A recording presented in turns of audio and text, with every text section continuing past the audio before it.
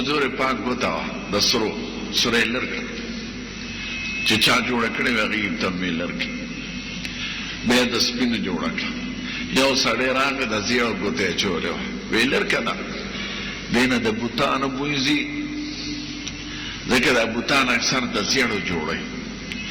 بل سړی راغی د اوسپنې ګوته چولیو وی دا د دوزخیانو لباس دی ذکر صلی الله سما پارا کې ذکر وی دا اوسپنه ما چا نو د اوسپنې ګوتا زیړه ګوتا د سرو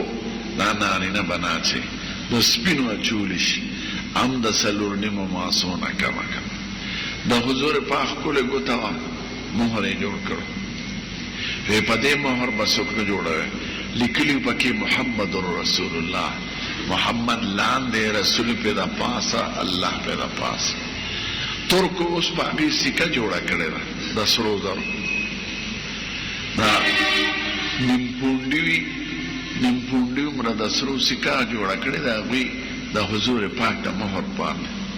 منګه شکل خاتم پکې هغه راوسته ده نو دا ګوتا جاغي وفات شنو ابو بکر صدیق سره مهر بیا هوا بیا عمر فاروق سره بیا حضرت عثمان سره اتفاق دو چې قبان سره مخه ته قبلي طرف ته یو باغ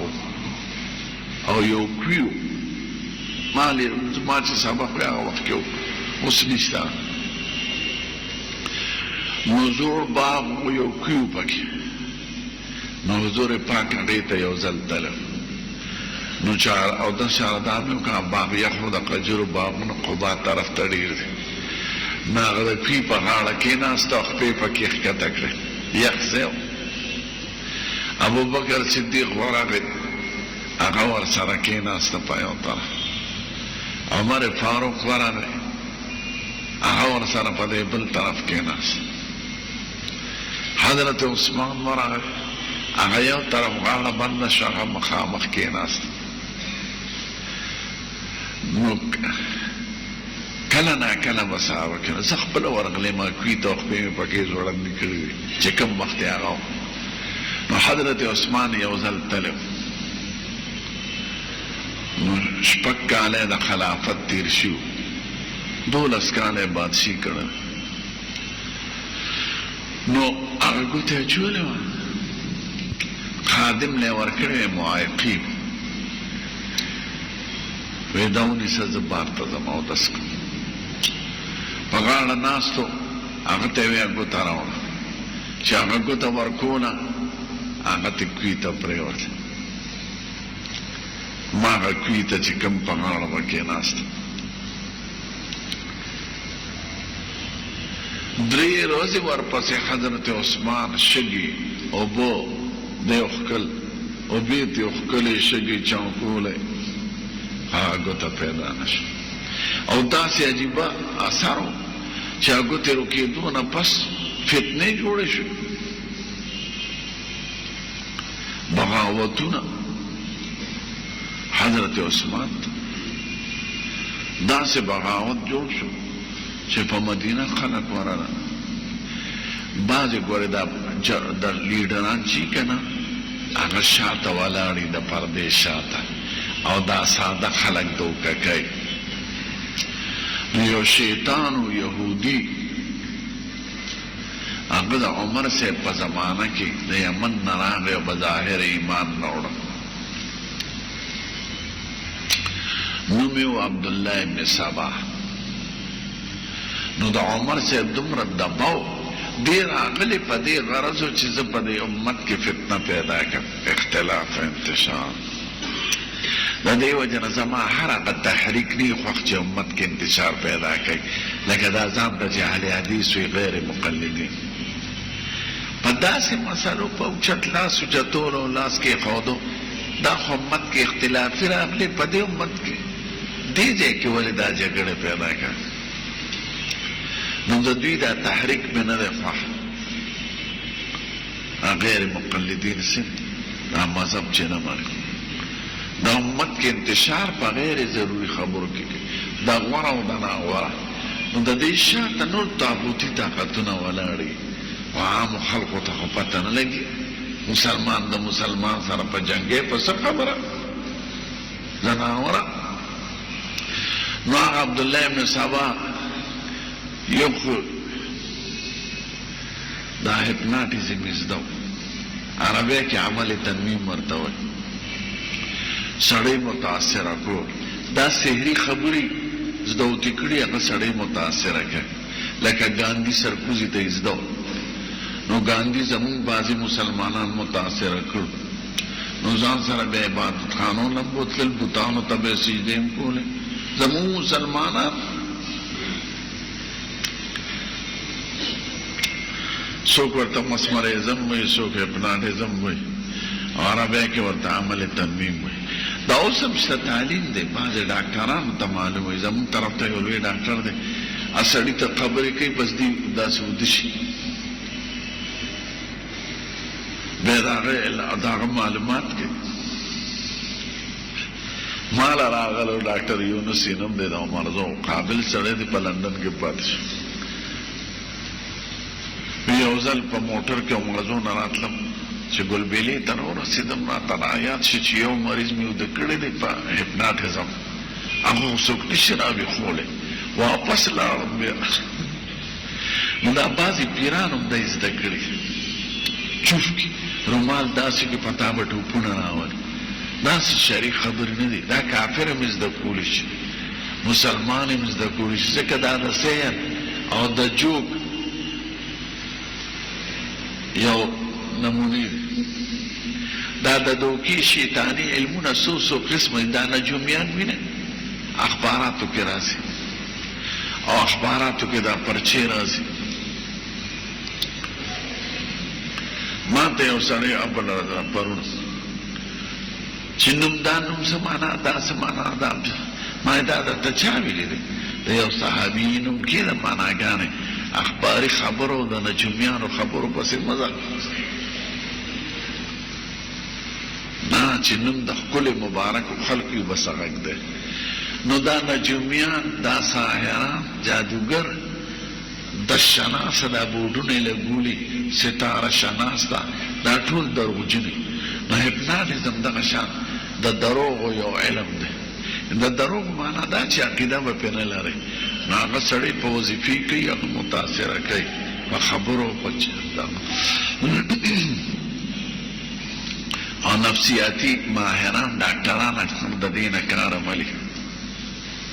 ما عبدالله ابن سبا هپناټیزم یهودو سیر یهودو کې ډېر دی او زمونږ په خلقو کې په شیعګانو کې ډېر دی ځکه یو شیعګان هم د هغې زمانې سره تعلق لري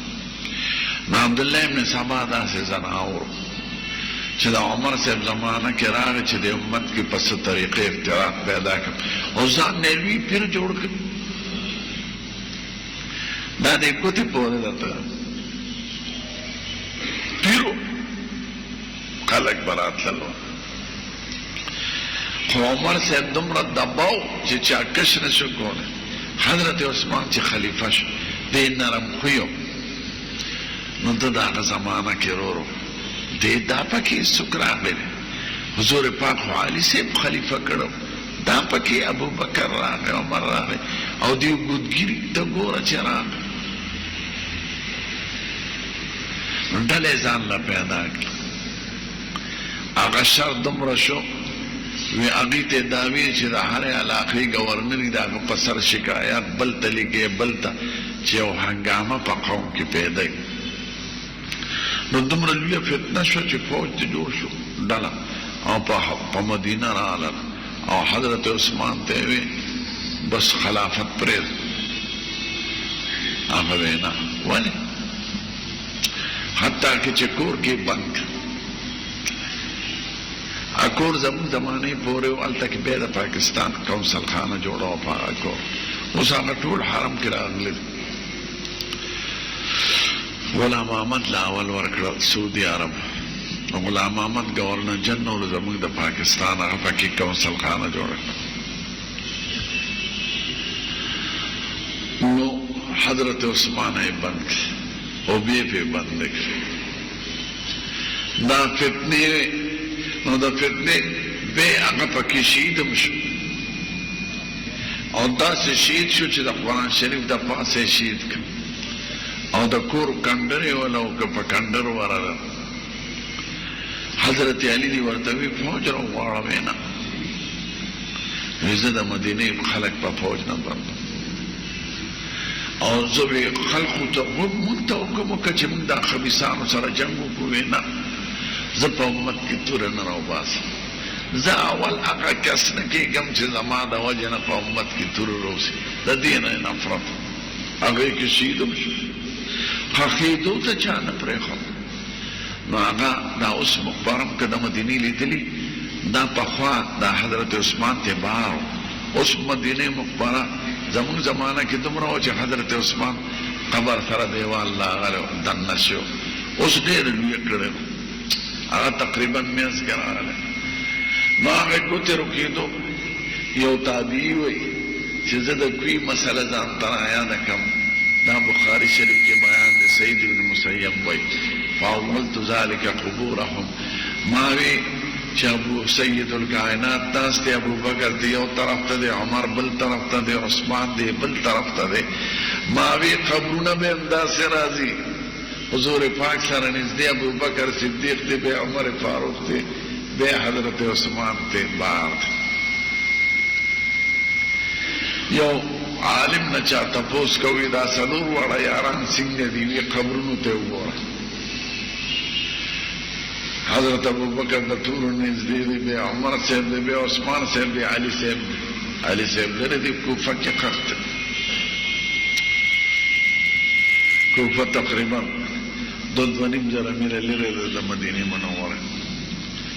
ما غفتنو کې نو حضرت علي صاحب په زمانہ کې هغه مریدان ډیر پیدا کړ نو داسې پیدا کړل چې حضرت علي خدای دی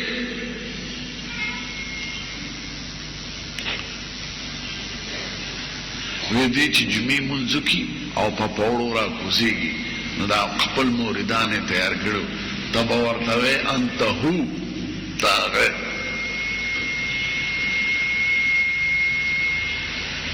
هغه منو اوس الکه به بتا وازو او غزان پټ کړو الشیطان منبر دا پوړو را کوزي چې مې پرته یو وی انت هو تاغه وی هغه سی منو وی انت الله تخده وی لکه دا سړیونه سي تاسو بل आवाज وکړه ویني سي وی لکه دا سوکته وی دا فډاله جوړه ده وی مشر سوکته وی عبد الله ابن سبا نوم دی ویني سي هغه چرته کور کې د خود برخو جامع غسل د پپټو وداس او ځانه به پټه مصر ته ورسه او دا سړیونه ول نو داسې په هغه متاثر کړو دا په هپناټیزم چې علي صاحب یې ګورې وجنه هم کو توبه منخ کړه وی تم خدای چې سره کې خندقونه وکړل وی خشاک راوړل وی جمدونه په دې اورته ورځم کته وی نسه ته خدای څنګه منکر شو ناګر شیخان غړ پړکی والی خپل پیر داسې خراب کړو یو د خپل نو تړل ټول ورغورځول اورې به اور په ملک هغه د اور نه چغواله یو سم خیخ ناغه چې ته زمونږ خدای